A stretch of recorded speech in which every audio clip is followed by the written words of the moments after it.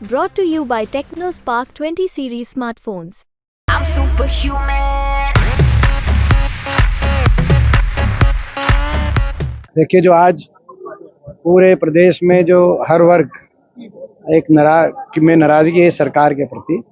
और जिस तरह का हमने देखा कोसली में जब हमारे रोहतक के प्रत्याशी गए, उनका विरोध हुआ। उसके बाद हमने देखा रंजीत चौटाला जी का हुआ, दुष्यंत चौटाला का हुआ, बाकी भाजपा जजपा के नेताओं का, उम्मीदवारों का जो हो रहा है, सत्ता पक्ष 5 साल तक बड़ा असंवेदनशीलता से हर वर्ग में एक नाराज़गी है उसके सत्ता पक्ष के घमंड को लेकर। लेकिन मेरा लोगों से अपील है कि ये जो गुस्सा है लोगों का, ये अपने दिलों में रखें और इसका इजहार वोट की चोट से मतदान में बटन दबा के इसका इजहार करें। जो गुस्सा है लोगों के दिलों में, प्रजातंत्र में सभी को अपनी अपनी वोट मांगने का अधिकार है।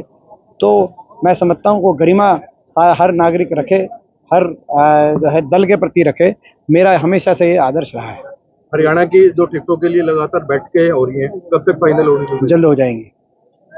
जो रोहतक लोकसभा से भाजपा के प्रत्याशी हैं, लगातार आपको लेकर हमलावर रहते हैं। 2016 की भी उन्होंने बात की और जो उनका लगातार विरोध हो रहा है उसको लेकर भी कह रहे हैं कि कांग्रेस के लोग करवा रहे हैं, बाद में कह रहे हैं कि विरोध मत करो। देखिए, मैंने उसको लेकर विस्तृत अभी जो बात कही अपनी, जो भी प्रत्याशी हैं वो अपना कार्यकाल के बारे में जानकारी दें। उन्होंने कितने काम कराए, कौन सी विकास की परियोजना लाए, क्यों उनका संसद में हाजिरी 10 सांसदों में सबसे कम है, क्यों उनकी सांसद कोटे का खर्चा 10 सांसदों में सबसे कम है, क्यों लोकसभा क्षेत्र में भी उनकी हाजिरी लोगों के बीच में भी मैं समझता हूं कि केवल 10 सांसद हरियाणा के नहीं, मगर मैं समझता हूं कि शायद देश में सबसे कम में से शायद इनकी हाजिरी आप समझ सकते हैं। तो वो कहाँ नदारत थे, क्यों काम नहीं करा पाए। यहाँ तक कि लोकसभा में उन्होंने कभी कोई किसी बड़ी विकास की परियोजना के लिए कोई भाषण दिया तो उसका अपना वीडियो वगैरह सार्वजनिक करे, क्योंकि आज के दिन जागरूकता का समय है, हर चीज़ उपलब्ध है।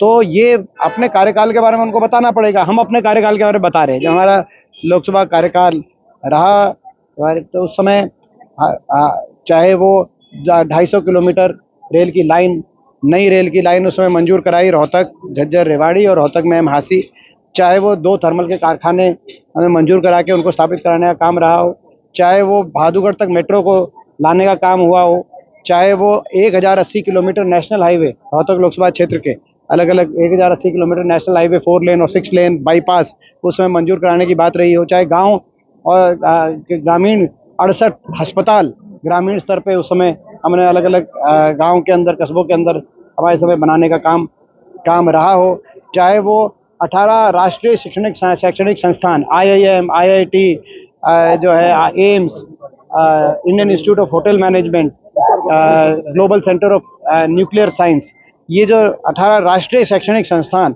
ये मैं समझता हूँ कि रोहतक लोकसभा क्षेत्र के अंदर मंजूर कराने का काम रहा हो, स्टेडियम्स बनवाने का काम रहा हो, जो अपना हमारे कई जगह साई के सेंटर्स, कोचिंग सेंटर्स लेके आने का।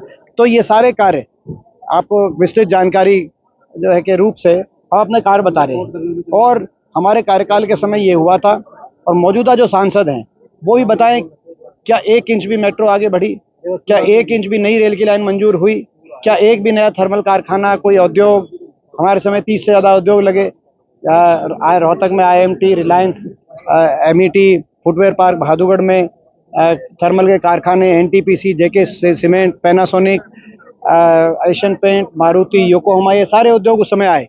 क्या एक नया बड़ा इंडस्ट्री आई 5 वर्ष के अंदर?